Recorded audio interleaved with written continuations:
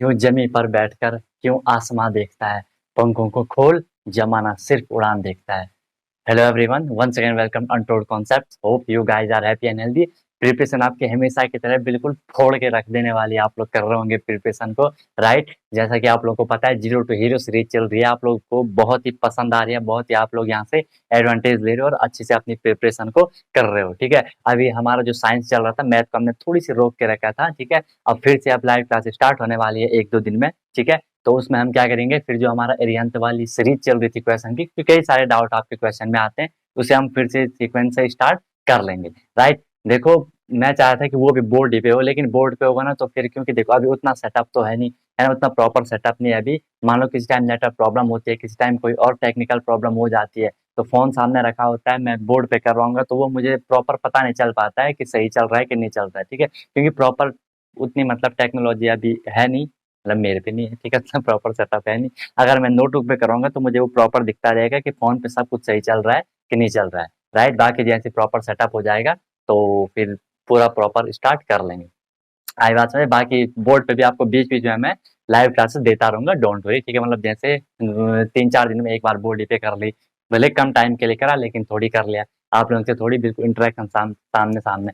खैर उसमें भी होता रहेगा। बाकी इसका शेड्यूल मैं आपको दूँगा जल्दी, ठीक है, कि कब आपकी क्लास अपलोड होगी, कब आपको शेड्यूल लाइव क्लास होगी, राइट। तो जो हमारा साइंस में इससे पहले हमने क्या-क्या करा अभी तक, मैं एक बार वो रिकॉल करवा देता हूँ। मैंने आपको फ़ोर्स फ्रिक्शन वाला करवा दिया, ठीक है, फ़ोर्स फ्रिक्शन प्रेशर आपका हो गया।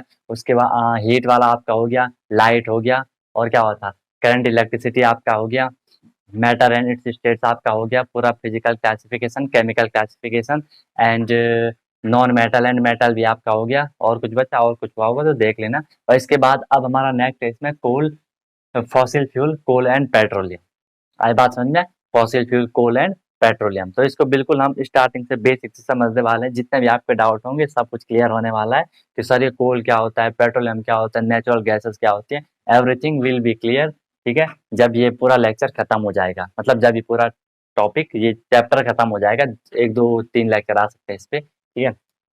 तो देखो, सबसे पहले इस पे आपको क्या करना है, मैं बार-बार बोलता हूँ, आप लोग ना वीडियो को लाइक शेयर नहीं कर रहे हो, ठीक है। पसंद नहीं आ रही है तो बता सकते हो, मैं कितनी बार बोला, जो चीज़ वीडियो में नेगेटिव होती है ना उसे तो ज़रूर बताया करो, तभी तो वो रेक्टिफाई होगी, है ना। सजेशन तो वही तो मैं बोल रहा हूँ कि आप सजेशन दे सकते हो कि सर यहाँ पे ये चीज़ गलत है, अगर ऐसा हो जाए तो मज़ा आ जाए, फिर सोने पे सुहागा हो जाए, ठीक है। तो वो लोग वो चीज़ क्यों नहीं करते हो आप, पता नहीं क्या लोग हो आप, ठीक है।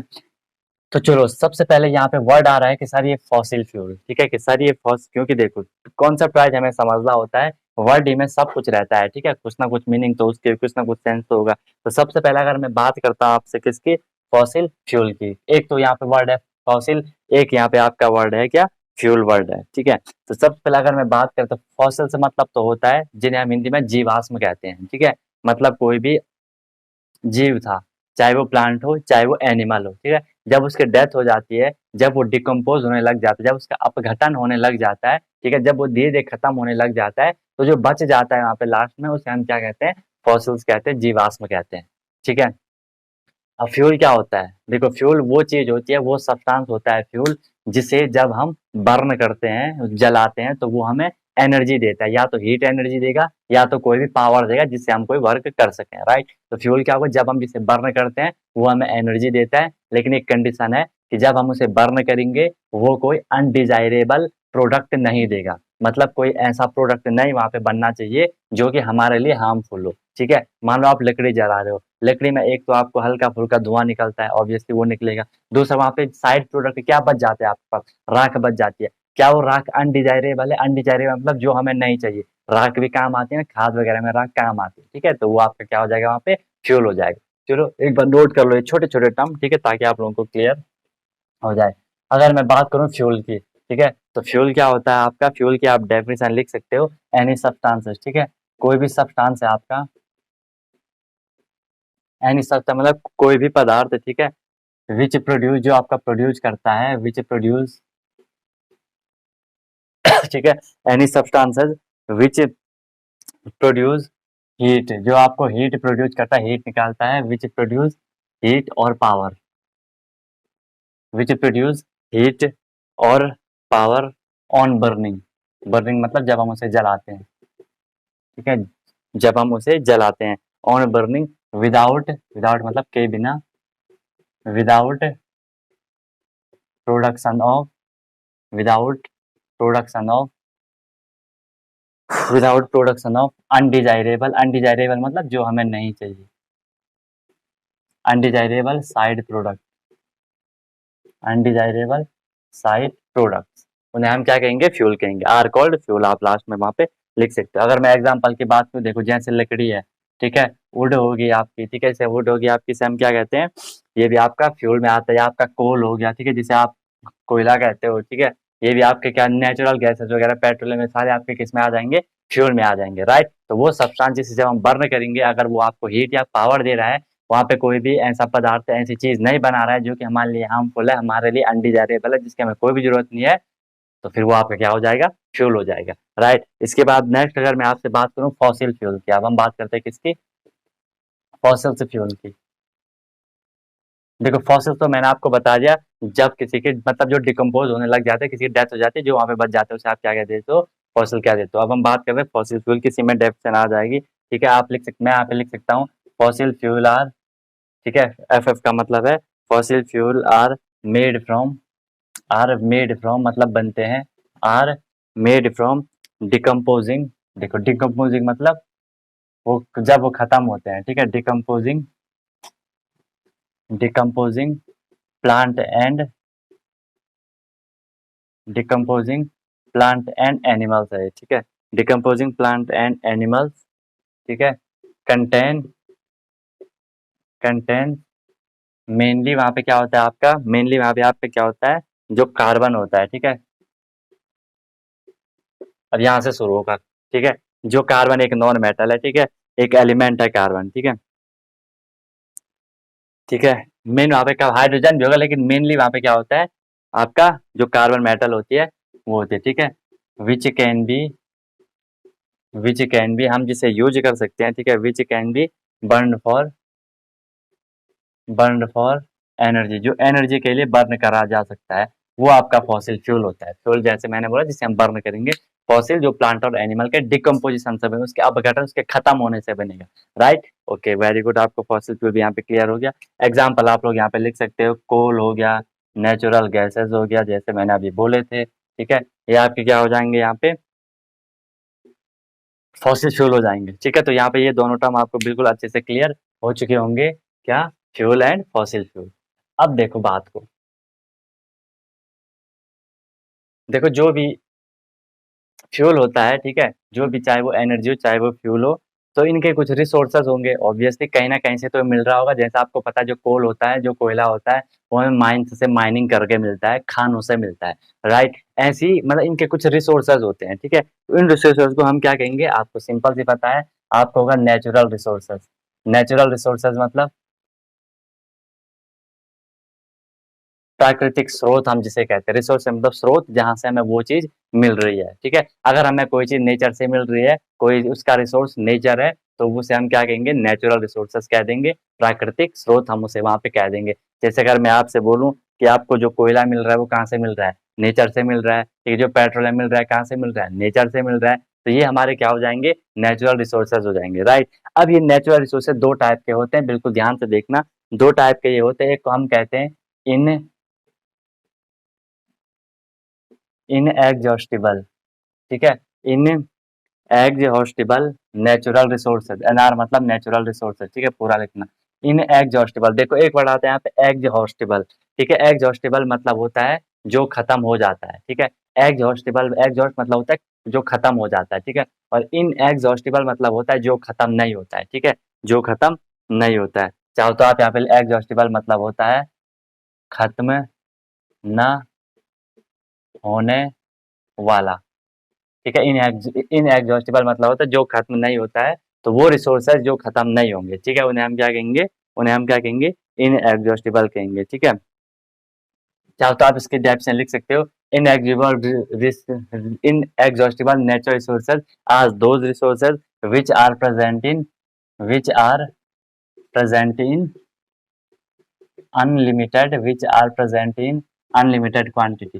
भाई जब वो अनलिमिटेड क्वांटिटी में होगा तभी तो वो खत्म नहीं होगा ना, जब बहुत सारे अनलिमिटेड बोला है, ठीक है, जो अनलिमिटेड क्वांटिटी में आपका प्रेजेंट है कहाँ, नेचर में, ठीक है, इन नेचर, नेचर में वो अनलिमिटेड क्वांटिटी में आपका क्या है, प्रेजेंट वहां पे वो आपका हो रखा है, ठीक है, ओके। इनको जो हम यूज कर सकते हैं, इनका जो यूज अगेन एंड अगेन, हम इनको कई बार फिर से यूज कर सकते हैं, ठीक है, एक बार, बार बार, हजार बार, ठीक है, वट एवर यू वॉन्ट, ठीक है।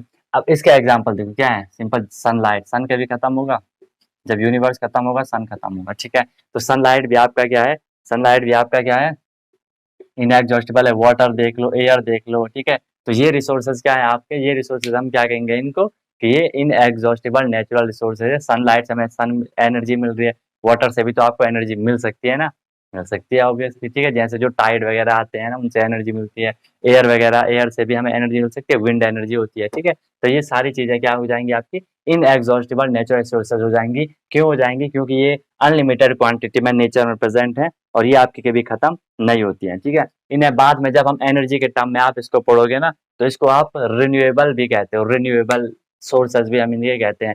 रिन्यूएबल मतलब जो रिन्यू होते रहते हैं, सनलाइट हमेशा बनती रहती है, एयर हमेशा आती रहती है, ठीक है, इन्हें हम रिन्यूएबल भी कहते हैं, ठीक है, जो नए बन सकते हैं फिर, राइट। सेकेंड अगर मैं यहाँ पे बात करूँ आपकी, तो सेकेंड आएगा आपका एग्जॉस्टिबल, सेकेंड क्या आएगा आपका, exhaustible natural resources, right. Exhaustible, exhaustible मतलब होता है कि जो खत्म हो सकता है, ठीक है, जो खत्म हो जाता है, ठीक है, हम इसे कहेंगे ये खत्म होने वाला। तो अब इसका जस्ट अपोजिट कर देना आप, कि ये present in limited quantity, present in limited quantity in nature, ये लिमिटेड क्वांटिटी में नेचर में, अगर आपने इसका दुरुपयोग कर दिया, इसका एक्सेसिव यूज कर दिया, तो ये एक बार खत्म हो जाएगा, ठीक है, ये खत्म हो जाएगा, ठीक है, एग्जॉस्ट हो जाएगा, exhausted by human activity, human activity से ये क्या हो जाए, एग्जॉस्ट हो सकता है, ठीक है, can exhaust by human activity, ठीक है। हमने अगर इसका ज्यादा यूज कर लिया, ज्यादा ही हमने इसका दुरुपयोग कर दिया, बहुत ज्यादा यूज कर दिया, तो ये एक बार ही खत्म हो जाएगा, क्योंकि लिमिटेड क्वांटिटी में है, राइट। अब इसके एग्जाम्पल आते हैं आपके क्या, कोल, जैसे जो कोयला होता है, कोयले के खाने है ना, आपने एक बार वो मूवी देखी होगी ना, केजीएफ, ठीक है।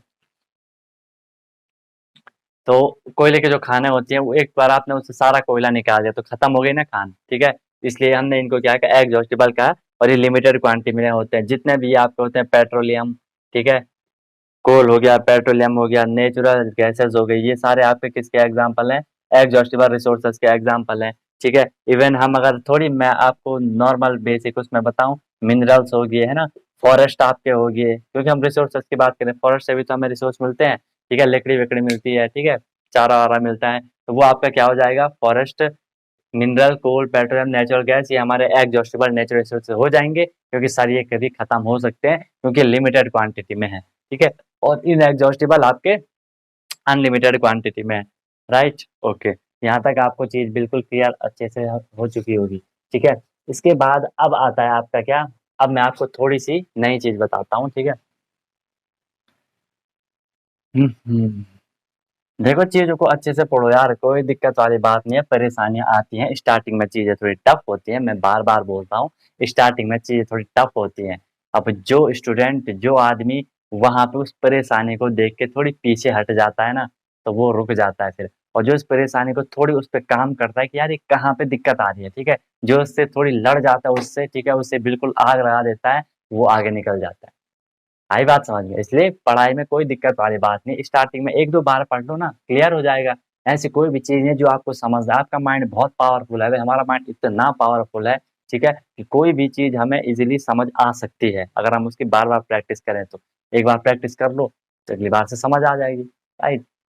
चलो, इसके बाद आपका यहाँ पे जो मेन, मैंने ये fossil fuel coal and petroleum बोल रहा हूँ ना, मेन आपको कोल एंड पेट्रोलियम पढ़ना है। तो इनमें जो मेन कंपाउंड होता है, सॉरी, इनमें जो मेन एलिमेंट होता है वो आपका कार्बन होता है, ठीक है। हमने नॉन मेटल में जैसे पढ़ा था, ठीक है, ये कार्बन, कार्बन क्या है आपकी सारी एक एलिमेंट है, ठीक है, कार्बन क्या है आपका एक एलिमेंट है। एलिमेंट को हमने दो तीन टाइप में कैटेगराइज करा था, ठीक है। तो ये आपकी नॉन मेटल है, ये आपकी क्या है, नॉन मेटल है, ठीक है। कार्बन आपका एक एलिमेंट है जो कि आपका नॉन मेटल है, और ये आपका जनरली सॉलिड स्टेट में होता है, ठीक है, जनरली ये आपका सॉलिड स्टेट में होता है, ठीक है। ये बात आपको, अगर इसका आपको एटॉमिक नंबर चाहिए, खैर इतना आएगा नहीं, ठीक है। इसे आप सी से, सी इसका सिंबल है, इसका सिंबल सी है, और इसका एटॉमिक नंबर 6 होता है। इसके पास 6 इलेक्ट्रॉन होते हैं, 6 प्रोटॉन होते हैं, ठीक है, और आई थिंक 6 न्यूट्रॉन भी होते हैं, ठीक है। सब इसमें 6 होता है। अब जो ये नेचर में हमें मिलता है, ठीक है, जो ये नेचर में मिलता है, क्योंकि हम नेचुरल रिसोर्सेज की बात कर रहे हैं, ये दो फॉर्म में मिल सकता है। एक तो इसकी प्योर फॉर्म होगी, बिल्कुल उसमें सिर्फ कार्बन कार्बन कार्बन ही होगा, ठीक है, कार्बन के अलावा उसमें कुछ नहीं होगा, बिल्कुल प्योर मजेदार फॉर्म उसकी होगी वहां पे, प्योर फॉर्म, ठीक है। और एक इसकी क्या होता है, एक हम इम्प्योर फॉर्म कह सकते हो, आप इसको इम्प्योर फॉर्म कह सकते हो, या उसका कम्बिनेशन कह सकते हो, ठीक है, कि और एलिमेंट के साथ, ठीक है, combination with other, combination with other element, ठीक है। आगे बढ़ेंगे इसको अभी, कम्बिनेशन विद अदर एलिमेंट, एक तो प्योर फॉर्म, एक इससे इम्प्योर। इम्प्योर का मतलब क्या होता है कि जिसमें उसके अलावा कुछ और भी है।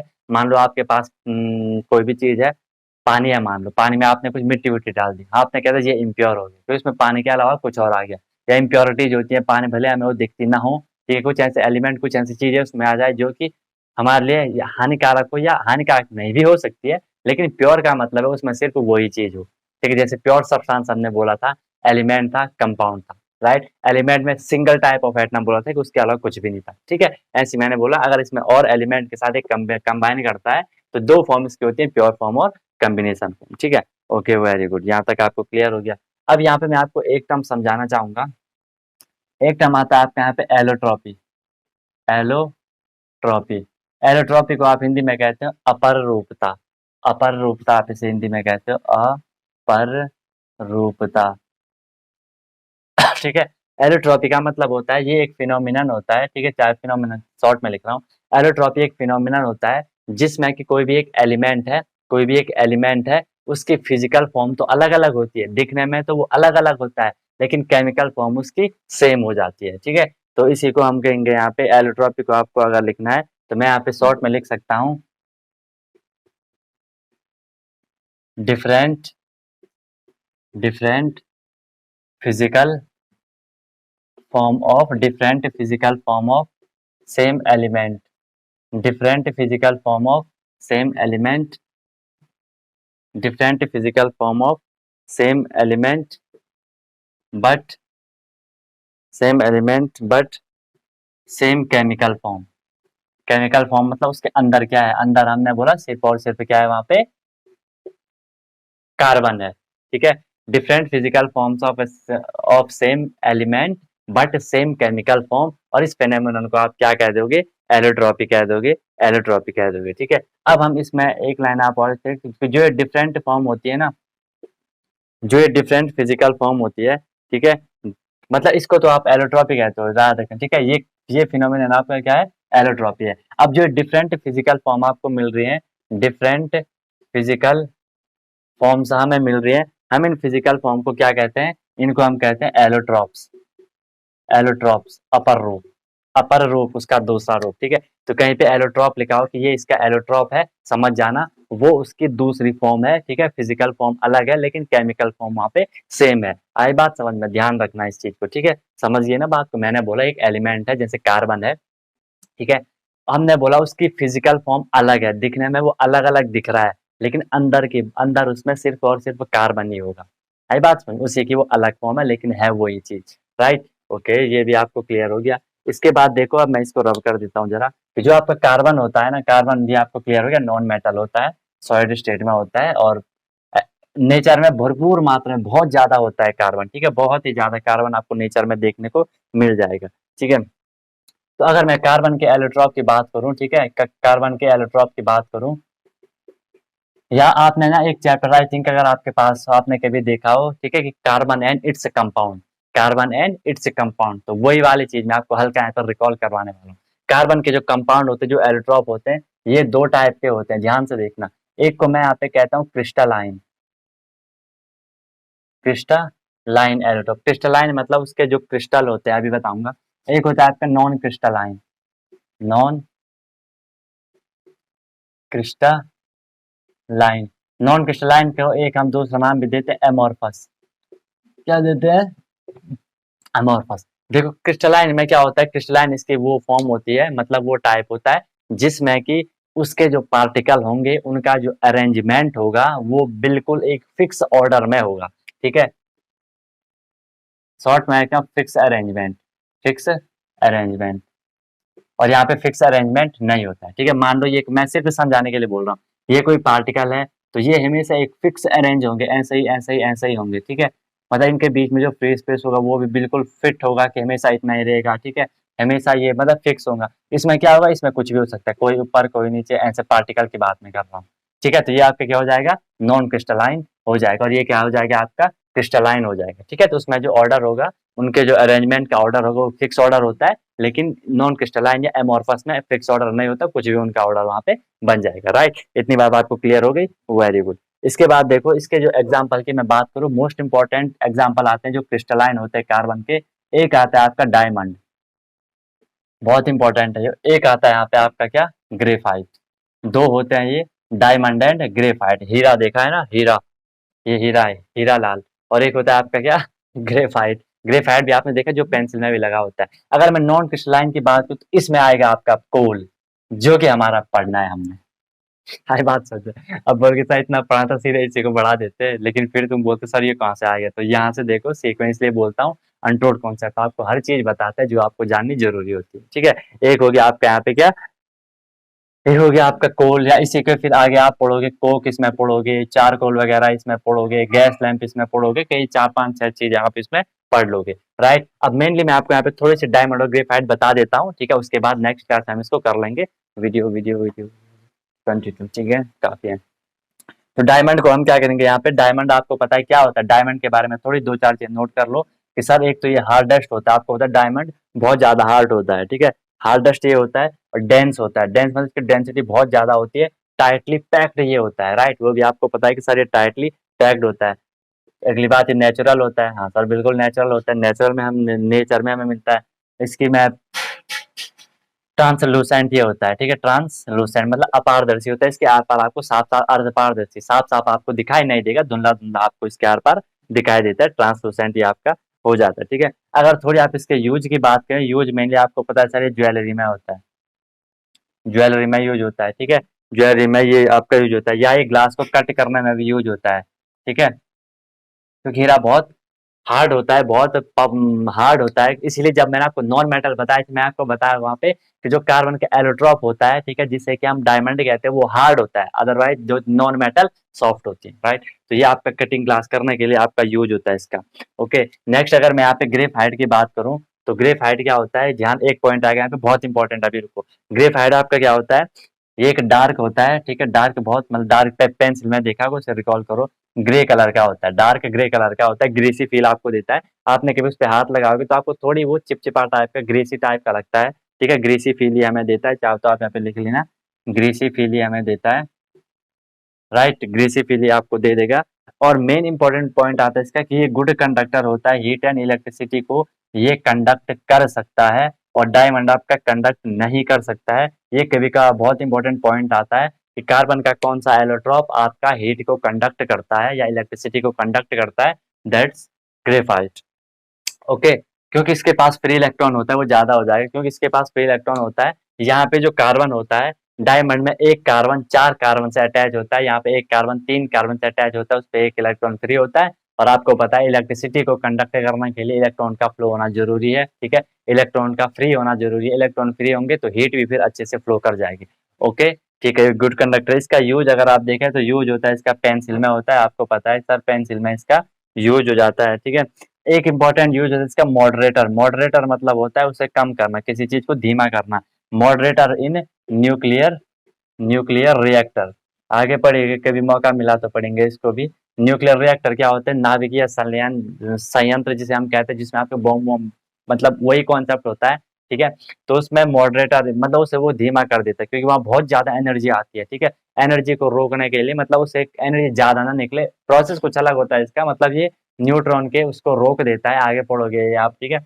तो ये हो गया आपका कंप्लीट यहाँ पे, ठीक है। आगे हम पढ़ेंगे अब इनको, मेन कोल, कोक, चारकोल, यही आपका मेन हो गया यहाँ पे, पेट्रोलियम वगैरह। तो बिल्कुल कॉन्सेप्ट वाइज हमने चीजों को पढ़ना है, कोई दिक्कत वाली बात है नहीं, दिक्कत होगी तो अनटोल्ड कॉन्सेप्ट हमेशा आपके साथ है। अपना सजेशन जरूर बताना क्या आपका सजेशन है, ठीक है।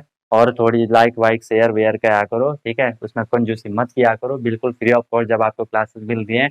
ऐसे मैंने आपको बोला क्लास के बाद आपको हमेशा लगता है कि क्या कॉन्सेप्ट हमने पढ़ा।